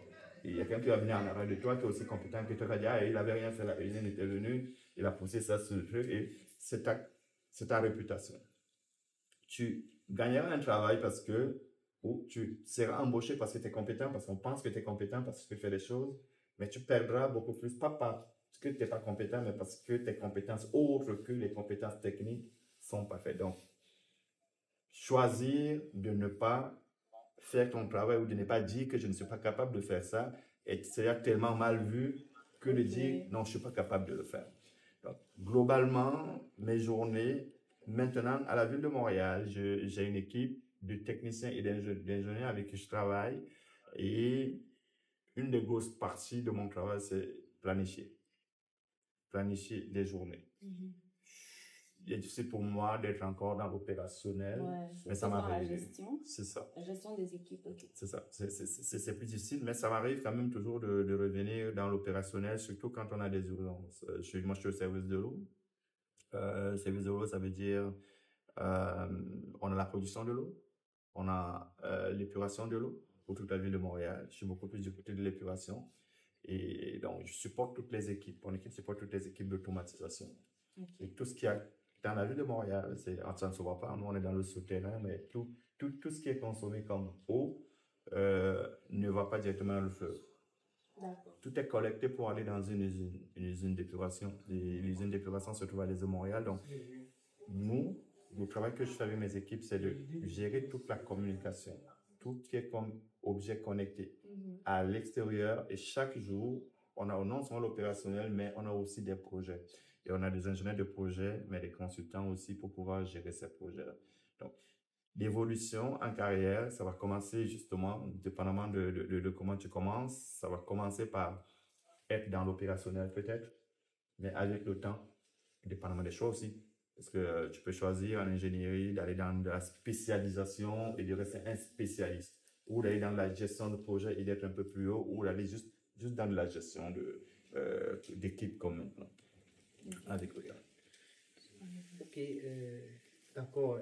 Donc, on sent que vous êtes à l'aise au Canada. On sent que vous avez fait le bon choix en venant en se spécialisant en étudiant ici. Est-ce qu'aujourd'hui, si c'était à refaire, vous le feriez ou bien vous prendrez un autre chemin? Est-ce que vous le feriez cela ou bien vous seriez tenté par autre chose? C'est pas une réponse facile. C'est une question difficile, très difficile. Je vais pas dire que je suis pas content de ce que je fais. La vraie question, c'est comment je suis arrivé là. S'il fallait refaire, est-ce que je le ferais? Moi, je pose toujours cette question. On doit se dire, moi, personnellement, à un moment, je suis retrouvé dans une situation où je pourrais pas reculer. Je pouvais qu'avancer. Et puis, je suis arrivé là où je suis. Il faut avouer, il y a des pour et des contre. On travaille fort, on est content de ce qu'on fait. Mais parfois, on regarde deux personnes qui ne peuvent pas bénéficier de ton expertise. C'est dit, parce que quand je vois mes parents, mes frères et sœurs qui sauvent, et que je peux rien faire là, et que je sais que je suis capable de faire quelque chose, ça, on a un peu de regret par rapport à ça. Non, mais je vais dans la même lancée qu'André en disant, la question c'est, est-ce que si c'était à refaire, les mêmes choix. Je dirais, comme je le disais depuis le début, je ne pense pas avoir fait des choix. Je veux dire, oui, des concours, des circonstances m'ont amené à être où je suis aujourd'hui. On dit si jeunesse savait, si vieillesse pouvait. Si je reviens en arrière, tu me dis, si la question c'est de savoir, est-ce que quand tu es au Canada aujourd'hui, tu es satisfait de la carrière que tu as menée, que tu mènes? Je dirais oui. Je veux dire, je suis satisfait, j'aurais eu le même résultat si j'avais été au Cameroun, que je serais satisfait pareil au niveau où je suis. Mais maintenant, est-ce que j'aurais changé mes choix? Je ne sais pas. Je me suis souvent, au moins, la seule chose que je sais, c'est que j'ai toujours pensé que il y a des journées que je passe en pensant que je ne suis pas utile. Je ne suis pas utile. C'est-à-dire utile, là, parce que au Canada, nous sommes des ingénieurs comme moi, il y en a des milliers. Nous sommes des numéros. Oui, un numéro, c'est un chèque, un numéro, c'est quelque chose. Quand Andrew le disait, c'est que tu regardes, tu dis, c'est que je pense que je suis capable de faire. Si j'étais auprès des miens, je pense qu'ils en profiteraient parce que j'aurais un impact sur leur vie. un impact sur la vie des gens, un impact sur, au moins, là, on fait un partage d'expérience. Oui. L'expérience, le partage d'expérience que je donne et que les gens, j'imagine, qui sont au Cameroun, qui sont ailleurs, peuvent en profiter. Alors, dans ma vie quotidienne ici, je rencontre du monde et comme je dis, tu l'as pas fait jeune, là, c'est pas grave, on va trouver un jeune qui va le faire. C'est pas grave, ça, la vie va continuer. Il y a des moments où je me suis dit sérieusement que j'aurais pu avoir un meilleur impact si j'étais au Cameroun que si j'étais ici. Donc, est-ce que j'aurais fait d'autres choix? Je ne sais pas. Je ne sais pas. Mais peut-être que si j'avais eu la chance de faire des choix, je n'aurais peut-être pas fait celui-là, d'évoluer aussi loin de là où les gens ont vraiment besoin de nous. D'accord. Mais en termes de formation, est-ce que vous auriez dit que c'était peut-être bien de voir un peu ce qui se fait à l'extérieur, puis de rentrer? Quelque chose comme ça? Oui, parce que je vais refaire la métaphore. Quand j'ai besoin d'une bouteille d'eau, ça c'est mon objectif. J'ai besoin de la bouteille d'eau. Mais quand je l'ai déjà, je me dis, ok, c'était juste une bouteille d'eau. Il n'y a pas grand-chose. Non, mais c'est vrai, parce qu'il ne faut pas être, je veux dire, il faut pas le dire, c'est comme être condescendant ou comme insulter ceux qui, aujourd'hui, se mettent en arrière et disent, hey, tu te vantes parce que tu es là. D'accord? C'est de la réalité, c'est de dire, oui, la formation, le fait d'être sorti du Cameroun, d'avoir été, la première fois quand j'étais en Suisse, j'ai fait de la formation, je m'en veux les choses autrement. Ouais. Juste de la formation, juste aller à l'école, juste de regarder comment les gens se traitent entre eux. Je me suis dit, je me suis senti comme quelqu'un qui a de la valeur en tant qu'humain, pas en tant que quelqu'un qui donne quelque chose à quelqu'un, juste en tant qu'humain. Respecter en tant qu'humain que tu es là, on pense que tu as de la valeur. On pense que le fait que tu es assise là, que tu es juste Mégane, il y a de la valeur en tant qu'une personne. Oui, ça c'est quelque chose que je trouve qu'en sortant, en allant ailleurs, en rencontrant d'autres cultures, en étudiant ailleurs, ça m'apporte quelque chose de ce côté-là. Donc, oui, sortir, il y a quand même ça de positif. Ok. Du coup, c'est quoi les conseils que vous pourriez donner aux jeunes qui, par exemple, qui sont encore à l'école, au collège, pour ceux qui n'ont pas encore fait le choix de la spécialité, qu'est-ce que vous leur diriez pour choisir? Comment est-ce que vous pourriez, je sais pas, vendre ce que vous faites, votre métier, sachant qu'il y a énormément de débouchés, il y a énormément de choses qu'on peut faire dans la médecine, il y a énormément de spécialités, on peut choisir, il y a une infinité de choix, je me dis, il y a beaucoup de choix et c'est vrai que la formation est rigoureuse, mais après, est-ce que ce qui vient après, c'est pas, gratifiant, par exemple, pour quelqu'un qui a l'amour du métier et en termes de finances aussi. Donc, quels sont les conseils que vous donneriez aux jeunes en termes pour leur orientation professionnelle et aussi les soft skills que vous leur recommanderiez de développer pour performer, pour être excellents dans leur vie professionnelle à construire, on va dire? Ben, c'est pas mal. Je commence. Je dirais la profession de médecin. Là, je connais pas beaucoup de médecins qui sont pas contents de leur métier. Parce qu'on est médecin, on est content d'être médecin. Juste d'avoir le titre médecin, là, c'est gratifiant. Au niveau des finances, là, non, ils ne vont pas se plaindre. Là. Et personne n'a pitié d'un médecin. Si un médecin vient vous dire, on n'a pas assez d'argent, là, personne ne va le croire. Okay? Que ce soit ici ou que ce soit au Cameroun, c'est pareil. D'accord. Est-ce qu'ils sont parfois payés à leur juste valeur? Est-ce qu'il y a vraiment une façon de... Est-ce qu'on est capable d'évaluer ce que le médecin fait? Non. Je pense que le plus souvent, c'est légèrement des choix de société.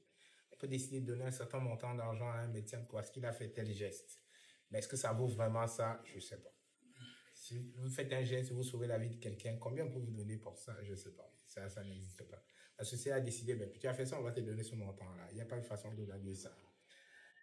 Maintenant, pour y arriver, j'ai parlé de mon parcours. Mais je ne suis pas certain que je conseille mon parcours à quelqu'un.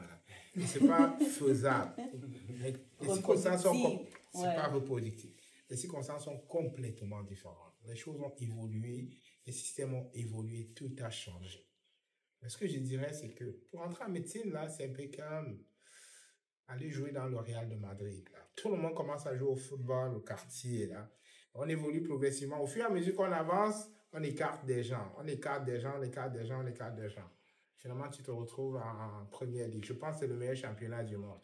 Okay. Et même quand tu joues en première ligue maintenant, quand tu es médecin, il y a ceux qui sont au Real de Madrid, il y a ceux qui sont à Aston Villa, il y a ceux qui sont à Tottenham, et ainsi de suite. Vous jouez tous dans le même championnat, mais il y a quelqu'un qui a 2 fois ton salaire, 3 fois ton salaire.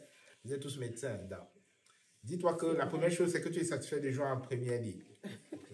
Okay? C'est ça. Et après, maintenant, ben, si tu es très fort, tu vas jouer au Real de Madrid. Ben, si tu es moyen, ben, tu vas jouer à Tottenham ou à Aston Villa. Ou ainsi de suite. Non, c'est un peu ça. Ça, je pense que ça montre très bien Oui, ça explique très bien la chose en fait. Bien, ouais. Non, mais André, il finit bien. Écoutez, gars, vous voulez de l'argent, devenez médecin. non, mais c'est pour dire. Écoute, moi, je dirais, s'il faut donner un conseil à un jeune qui veut évoluer, qui cherche quelque chose à faire, qui est encore au collège, c'est d'aimer ce qu'on fait. C'est d'avoir un rêve. D'avoir un rêve, de vouloir, c'est-à-dire de penser à quelque chose, de dire, comme j'ai dit tout à l'heure, pour moi, ça a changé tout le temps. C'est, ok, je veux le savoir tel que je veux faire ça. Et puis, d'avoir un rêve, d'avoir un objectif, de dire, non, mais je suis capable de faire. On est tous capables de faire plein de choses. C'est-à-dire que d'être ingénieur, que d'être médecin, parce qu'on dit peut-être que oui, c'est difficile, les écoles, mais ça se fait. Ça se fait, si nous on l'a fait, ça veut dire que ça se fait. Si des gens le font, ça veut dire que ça se fait. Nous sommes ici, des ingénieurs qui sommes là, des médecins. Si on l'a fait, ça veut dire que c'est faisable. Mais il faut avoir la volonté et l'amour de faire quelque chose. C'est ça qui va nous motiver. Parce qu'à la fin de la journée, je ne veux pas dire que le salaire n'est pas important, il faut qu'on ait un salaire. Mais ce que je veux dire, c'est qu'à la fin de la journée, on doit avoir une satisfaction personnelle.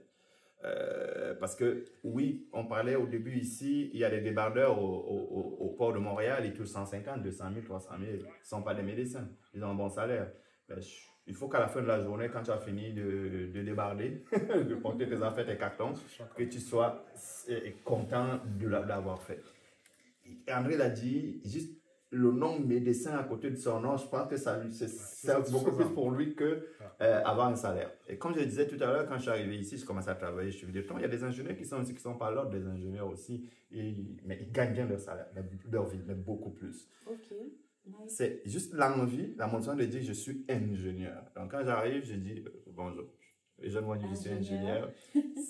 Il y a certaines gratifications à ça que tu te dis, ok, j'ai pas fait ça pour rien. J'ai quand même fait des efforts. Et il y a une certaine reconnaissance de la société. Parce qu'au bout du compte, il y a une certaine reconnaissance de la société, mais il faut aimer ce qu'on veut faire. Il faut vraiment aimer ce qu'on veut faire. Si c'est juste pour de l'argent, on peut en trouver n'importe comment. Il ne faut pas penser juste que j'ai envie de gagner de l'argent parce qu'on peut en gagner même sans aller à l'école. Okay. Il y a beaucoup d'exemples dans le monde. Tout à fait. C'est être motivé, avoir une ambition. C'est excellent comme mot de fin. Vraiment, je pense qu'on a pu tirer des conseils très, très, très, très importants pour la construction de carrière. Nous aussi, nous sommes encore jeunes, donc on a encore beaucoup d'étapes à franchir pour atteindre vos niveaux respectifs. Donc, merci pour ça. Donc, merci à vous de nous avoir accordé de votre temps pour prodiguer des conseils à la communauté ET Community. Nous sommes reconnaissants de pouvoir compter sur vous en tant que nos super mentors pour guider dans nos carrières, etc. Merci pour ce retour d'expérience. Est-ce que vous avez un mot à dire pour la fin, pour dire au revoir? Wilfran, est-ce que tu veux dire quelque chose? Bon, c'est un honneur quand même de les avoir comme ça, de les avoir avec nous pour cet après-midi. Nous allons vous remercier, mais allons vraiment vous remercier. Vous avez pris de votre temps pour pouvoir nous donner ces conseils, partager votre expérience. Soyez-en sûrs, ça va aider les plus jeunes à s'améliorer, à faire de meilleurs choix de carrière et à ne plus être frustrés. Donc voilà, c'est un peu ça. C'est possible de croire en ses rêves, c'est possible de les réaliser. Et vous venez de le confirmer de par vos témoignages. Donc nous allons relayer l'information autant que possible pour qu'elle puisse aider le maximum de personnes. C'est un peu ça le travail de ET Community. Je vais laisser le mot de la fin à André, mais je veux dire, je suis comme ça. Pour une fois, je parle avant toi, comme ça, et tu vas avoir le mot de la fin. Non, mais ce que je veux dire, c'est que moi, je vous encourage fortement parce que c'est vraiment bien de s'ouvrir, de partager, d'aller chercher l'information. Parce que ce qui nous manque souvent, c'est on vient, on pense qu'on peut tout seul réussir. Oui, on est capable de réussir des choses, mais comme je dis, à un moment ici, on n'est pas capable de faire les erreurs de tout le monde. Si tu veux faire toutes les erreurs de tout le monde, tu n'arriveras pas à tout parce qu'il faut apprendre des erreurs des autres. Tu le vois avancer, tu le laisses avancer. Quand il va mettre le pied dans l'eau, tu dis, ah, je mets plus. Là, il y a l'eau là-bas, je ne passe pas là-bas. Parce que je sais déjà. Et parce que je sais déjà qu'il y a l'eau là-bas. Alors, en fait, ce que vous faites comme initiative, je trouve que c'est vraiment très bien. Ça permet, déjà pour moi, je vous remercie, c'est un honneur de m'appeler, de penser, même à un instant que je peux avoir quelque chose à partager. Parce que moi, dans mon coin, je me dis, oh, j'ai fait ma petite carrière, je fais mes petites choses, c'est pas important, mais déjà, m'inviter dans un endroit comme ça pour partager, avoir la chance de partager avec les gens, de partager même avec vous, je trouve que c'est déjà un très grand honneur. Donc, merci à vous. Merci. Merci pour tous ces mots gentils. Merci pour l'initiative. Quand j'ai été interpellé, en fait, quand j'ai été approché, je me suis senti interpellé. Je pense que tantôt on m'a posé la question, s'il fallait refaire, est-ce que tu referais? Je dirais que ce serait peut-être difficile, là. Pourquoi? Parce que je n'avais pas ces informations que moi je suis en train de transmettre aux gens maintenant. Moi, quand j'étais en Afrique, je rêvais d'une chose. Ah, c'est mieux là-bas, le temps est utile. Mais je veux dire quand même qu'il y a beaucoup de choses que je regrette de ne pas être resté en Afrique. Et que mes jeunes frères qui sont en Afrique, là, qu'ils sachent qu'il y a plein de choses qu'ils peuvent faire. On a l'avantage, ils ont l'avantage maintenant d'avoir Internet, on peut communiquer à tout instant avec l'extérieur. Et je dois dire, s'il y a un conseil que je dois dire à un jeune qui est en train de passer son bac, il est plus facile pour lui de rentrer dans le set ici, en faisant médecine d'abord là au Cameroun, que de venir ici. Si on regarde les statistiques, c'est plus facile pour toi de rentrer à l'école de médecine au Cameroun et plus tard venir ici que de vouloir venir ici pour rentrer à l'école de médecine. Donc, il faut qu'ils prennent ça en compte parce que je sais qu'il y en a qui stressent pas mal les parents. Ah, il faut que je sorte, il faut que je sorte. Non. Je propose que s'il peut, il rentre à la faculté de médecine et commence déjà là-bas. Parce que si tu arrives à performer là-bas, Cameroun, on est prêt. Quand on sort du Cameroun, on est prêt. Ça, il faut le reconnaître. Des années et des années de mon temps, et j'en vois venir, et j'en vois qui rentrent. Je dois dire, là, je dois donner un témoignage, il y a un qui est rentré. Après 6 mois, il est déjà en résidence. Parce qu'il était déjà bien préparé, là. Il rentre, ça fait 6 mois qu'il est au Canada, mais il est déjà en résidence. Il y a des témoignages comme ça qui montrent qu'on est prêt. Les Camerounais sont prêts. Tout à fait. Si, je ne peux pas pour dénigrer les autres, là, mais je pense que la difficulté l'environnement dans lequel on vit, ça nous prépare à tous les défis dans le monde. Ça, c'est mon mot de fin. Merci pour tout. Merci, M. Jeune. Mesdames, et merci à nos auditeurs. Merci de nous avoir suivis. Si vous avez des questions, n'hésitez pas à les poser. Nous avons toutes les plateformes adéquates pour ça. Et on se dit à la semaine prochaine pour le prochain retour d'expérience. Merci. Merci.